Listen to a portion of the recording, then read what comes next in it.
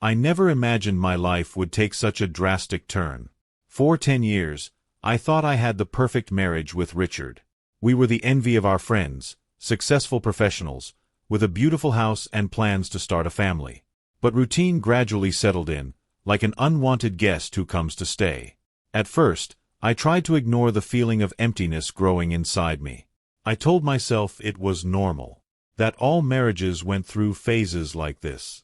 But each day it became harder to fake a smile when Richard came home. Our conversations had become superficial, limited to work topics or planning grocery shopping.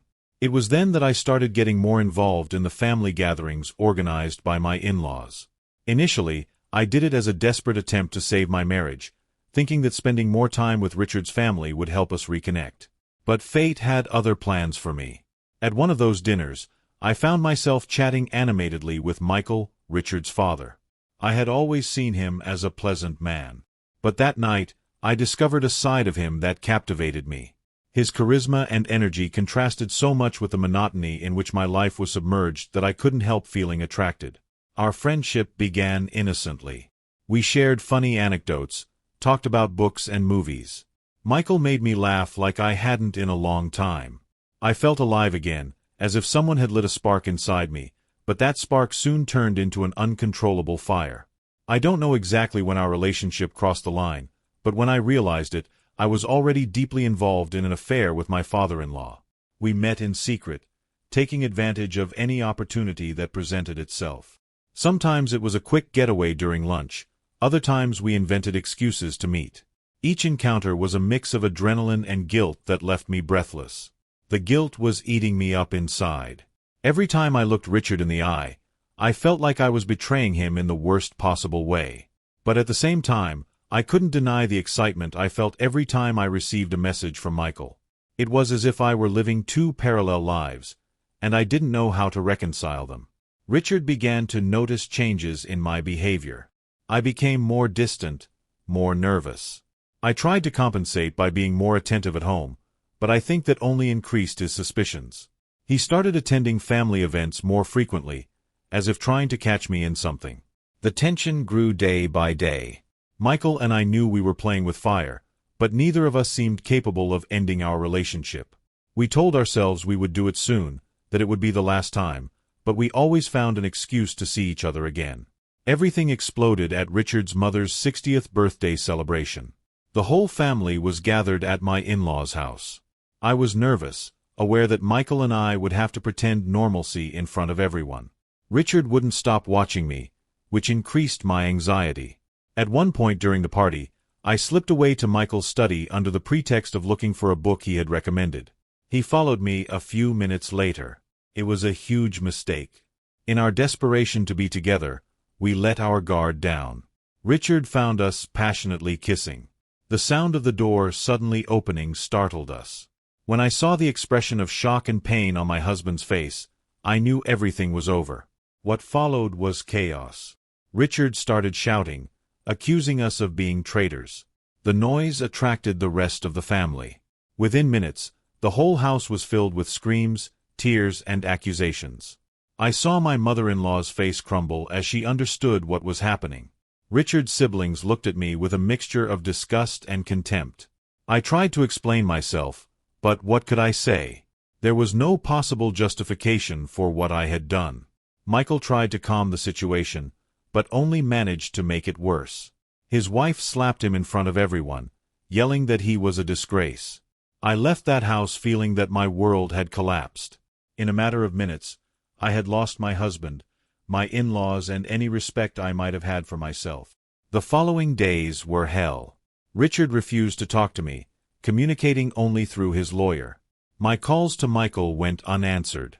I heard through others that his wife had kicked him out of the house and that his children refused to speak to him. The divorce was quick and painful. Richard was so hurt and angry that he didn't want to negotiate anything. I left our house with just the clothes on my back, leaving behind 10 years of my life. My reputation was in tatters. The friends we had in common turned their backs on me. Even my own family, though trying to support me, couldn't hide their disappointment and shame at my actions.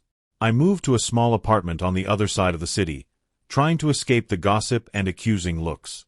But no matter where I went, guilt followed me like a shadow. I spent months plunged into a deep depression. I barely ate, barely slept. I relived over and over the events that had led me to that point, torturing myself with what-ifs that no longer made sense. It was at my lowest point when I decided I had to do something. I couldn't keep sinking into self-pity. I needed to find a way to redeem myself, to make some sense of all the pain I had caused. I started looking for ways to help others. That's how I discovered a help center for women in crisis. At first, I only volunteered a couple of hours a week. I did administrative work, nothing that involved dealing directly with the women seeking help. I didn't feel worthy of advising anyone. But little by little, as I got more involved in the center's work, I started to feel that I was doing something valuable. I met women who had been through much worse situations than mine and who, even so, found the strength to move forward. One of the center's counselors, Martha, became my mentor and friend. It was she who encouraged me to share my story. At first, I resisted. How could I, who had caused so much pain, pretend to help others? But Martha insisted. She told me that my experience could serve as a warning, that it could help other women think twice before making the same mistakes I did. With a lot of fear, I started participating in support groups. The first time I told my story in public, I was shaking so much I could barely speak. I expected to see judgment and condemnation in the eyes of the other women, but instead I found understanding and empathy. Sharing my experience was cathartic. For the first time, I could look at my actions head-on, without excuses or justifications. I talked about the loneliness I felt in my marriage, about how the excitement of the affair blinded me to the consequences of my actions. As I told my story over and over again, I began to better understand my own motivations. I didn't justify what I had done, but I began to forgive myself. I understood that, although I had made a terrible mistake, that didn't define me as a person. My work at the center became my anchor. Every woman I could help, every life I could touch in some positive way, was one more step on my path to redemption. Over time, I trained as a counselor. I wanted to be better prepared to help the women who came to the center. I studied psychology, specializing in couple and family therapy. Every book I read, every course I took, helped me not only to be better at my job, but also to understand myself better. One day, almost 3 years after the scandal that destroyed my life, I received an unexpected call. It was Richard. My heart raced when I heard his voice. He told me he wanted to see me, that we needed to talk. We met at a neutral cafe. Richard had changed. He looked thinner, with some premature gray hair. He told me he had been in therapy, working on his pain and anger. He wasn't looking for reconciliation, he clarified, but felt he needed to close that chapter of his life. We talked for hours. I apologized to him over and over again for the harm I had caused. He listened in silence, nodding from time to time. He told me what it had been like for him to discover the affair, the pain and humiliation he felt. His words pierced me like knives, but I knew I needed to hear them. At the end of our conversation, Richard told me something I'll never forget. "I can't forgive you yet, Anna, but I'm working on it, and I'm glad to see that you're working on yourself too." Those words were like a balm for my wounded soul. They didn't erase what I had done, but they gave me hope. Hope that someday, maybe, I could be forgiven. I left that cafe feeling lighter than I had in years. For the first time, I felt that I could really look to the future without the weight of my past crushing me. My relationship with Michael never recovered. The last I heard of him was that he had moved to another city, trying to rebuild his life away from the family he had betrayed. Sometimes I wondered how he was doing, if he had found the peace that I was beginning to find, but I knew it was better to keep that door closed forever. Over time, my work at the Help Center became my passion and my purpose. I developed a special program for women who had been through situations similar to mine. I taught them about the importance of communication in relationships, how to recognize warning signs in a relationship, and above all, about the importance of valuing oneself. Every time I shared my story, I saw in the eyes of these women the same pain, the same guilt that I had felt. And every time one of them found the strength to forgive herself and move on, I felt that a small part of my own guilt vanished. It wasn't an easy road. There were days when guilt threatened to drown me again. Days when I wondered if I really deserved a second chance. But in those moments, I clung to Martha's words. We all make mistakes, Anna. What matters is what we do afterward. 5 years after the day that changed my life, I published a book about my experience. It wasn't an attempt to justify myself, but to offer a sincere warning about the consequences of infidelity. I spoke openly about the pain I had caused, about how a wrong decision could destroy not only a marriage, but an entire family. The book generated controversy, as expected. There were those who accused me of trying to profit from my mistake, of seeking fame at the expense of the pain I had caused. But I also received messages from people saying that my story had opened their eyes, that it had made them reconsider their own actions. One afternoon, while I was signing copies of my book at a local bookstore, a woman approached me. For a moment, my heart stopped. It was Richard's mother, my former mother-in-law. I prepared for the worst.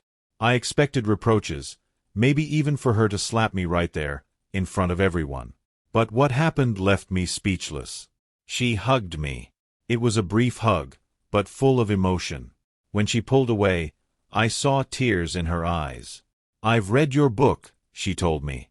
"I can't say I've completely forgiven you, but I want you to know that I appreciate your honesty and your effort to redeem yourself." Those words meant more to me than any professional success I had achieved in recent years. It was a small step towards reconciliation, not only with my former family, but with myself. As the years passed, my life found a new balance. I never remarried. I felt I needed to be alone to really know and value myself. But that didn't mean I was alone. I had built a network of friends and colleagues who supported me and loved me for who I was, with all my flaws and past mistakes. My work at the help center continued to be the center of my life. Over time, I became the director of the program I had created. Each year, I saw dozens of women pass through our doors, each with their own story of pain and regret. And each year I saw many of them leave stronger, more confident in themselves. One day, as I was preparing a talk for a group of college students on ethics in relationships, I received an email that took my breath away. It was from Richard. He told me he had remarried, that he had a young daughter.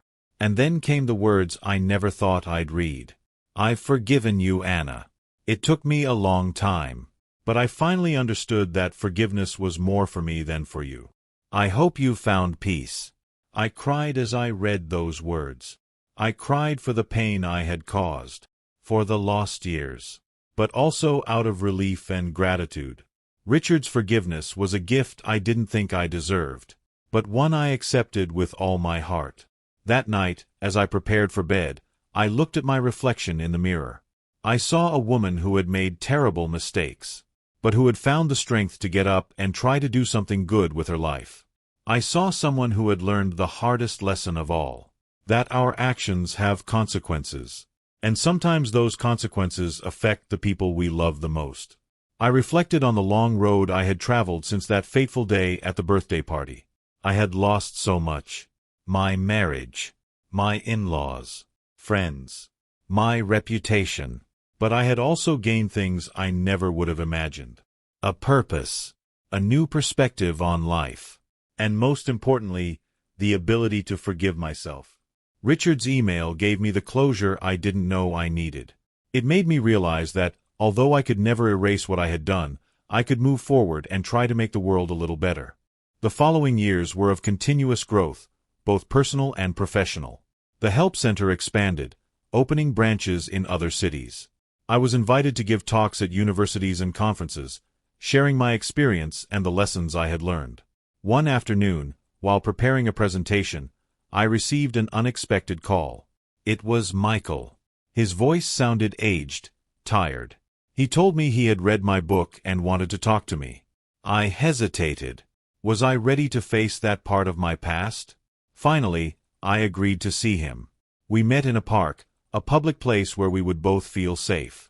When I saw him, I barely recognized him. The charismatic and energetic man I remembered had disappeared, replaced by someone who seemed to carry the weight of the world on his shoulders. Our conversation was difficult, full of uncomfortable silences and unspoken words. Michael told me he had lost everything. His wife never forgave him.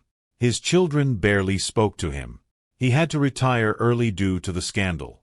He asked me for forgiveness for dragging me into that situation, for not being strong enough to end it before everything exploded. I listened in silence, feeling a mixture of compassion and a distant echo of the affection I once felt for him. When he finished speaking, I told him I forgave him, but that it was time for both of us to close that chapter of our lives forever. We said goodbye with a handshake. As I watched him walk away, I felt that a door to my past was definitively closing. I was no longer the same woman who had let herself be carried away by the excitement of a forbidden affair. I had grown. I had learned. And I was determined to use that experience to help others.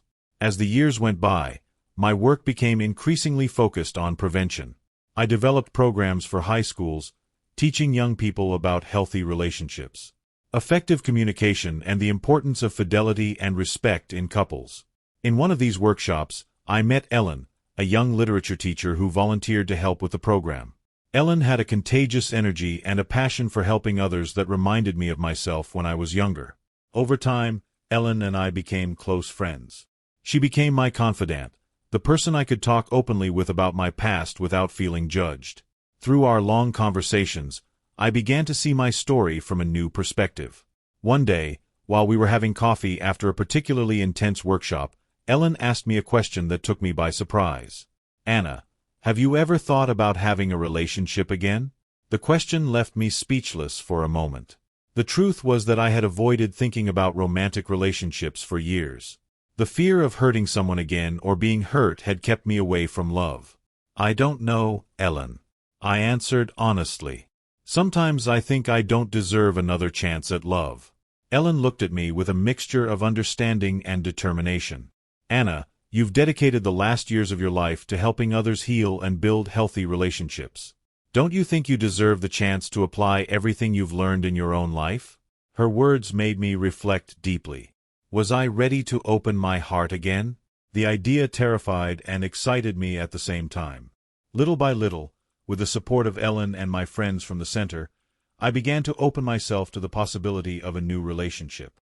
I started dating occasionally, first just as a friend, then on casual dates. Each step was a challenge, but also an opportunity to put into practice everything I had learned about honest communication and mutual respect. It was at a conference on couple psychology where I met Jake. He was a respected family therapist with a kind smile and eyes that seemed to understand pain without the need for words. Our connection was immediate, but we were both cautious. I told him my story on our third date, preparing myself to see him walk away, but Jake surprised me. Instead of judging me, he thanked me for my honesty and told me he admired how I had transformed my experience into something positive to help others. Our relationship grew slowly, built on a foundation of open communication and mutual trust. Jake had his own story of pain and growth, having lost his first wife to illness. Together, we learned to love again, with all the fears and vulnerabilities that entailed. 2 years after our first encounter, Jake proposed to me. It was a moment of joy mixed with fear. Was I really ready for this step? What if I failed again? I shared my fears with Jake, and together we worked through them. He reminded me that love wasn't a guarantee against pain, but that it was worth the risk. He promised me patience and understanding, and asked for the same in return. We got married in an intimate ceremony, surrounded only by our closest friends and family. Ellen was my maid of honor, her unwavering support by my side as I took this new step in my life. To my surprise, Richard and his new wife attended the wedding. It was a gesture of forgiveness and reconciliation that I never expected. Seeing him happy with his family filled me with deep gratitude. We had managed to overcome the pain and find peace. The years that followed were of continuous growth, both personal and professional. Jake and I combined our experiences to develop new couple therapy programs, focusing on helping couples overcome infidelity and rebuild trust. I never stopped sharing my story. Every time I spoke in public, whether at a small support meeting or at a large conference, I saw in the eyes of my audience the same pain I once felt, but also the hope of redemption. As I aged, I realized that my experience had become a testimony to how even the most serious mistakes can, with hard work and determination, be transformed into opportunities for growth and helping others. One day, as Jake and I were walking through the park near our house, I suddenly stopped, overwhelmed by a realization. "You know," I said to him, I never thought I'd be happy again after what I did, but here I am with you, feeling more fulfilled than I ever imagined." Jake hugged me tightly and whispered in my ear, "You're an extraordinary woman, Anna. You've taken your pain and transformed it into love and help for others. I'm proud of you and I love you for who you are, with all your past included." Those words resonated in my heart, reminding me how much my life had changed. From the woman who betrayed her husband with her father-in-law, to the counselor and author who helped others avoid making the same mistakes, I had come a long way. As we walked back home, I reflected on all the lessons I had learned. The importance of honesty and communication in any relationship. That a mistake, no matter how serious, doesn't have to define the rest of your life. That forgiveness, both towards oneself and others, is a long but liberating process. That it's always possible to redeem oneself and use painful experiences to grow and help others. That true love implies acceptance, even of the darkest parts of our past. My story is not a fairy tale. It's a story of mistakes, consequences, pain, and finally, redemption. It's a reminder that our actions have the power to destroy, but also to heal and rebuild. Today, as I write these words, I hope that my experience serves as a warning and as a beacon of hope. To those who are considering infidelity, I say, think about the consequences, not just for yourselves, but for everyone around you. The price is too high, and to those who have made mistakes and feel lost, I say, there is hope. The path to redemption is long and difficult, but it's possible. Every day is a new opportunity to be better, to heal, and to help others. My name is Anna, and this is my story. A story of betrayal, loss, but also of love, forgiveness, and second chances. It's a testimony that, even in our darkest moments, there's always a light at the end of the tunnel, if we have the courage to look for it.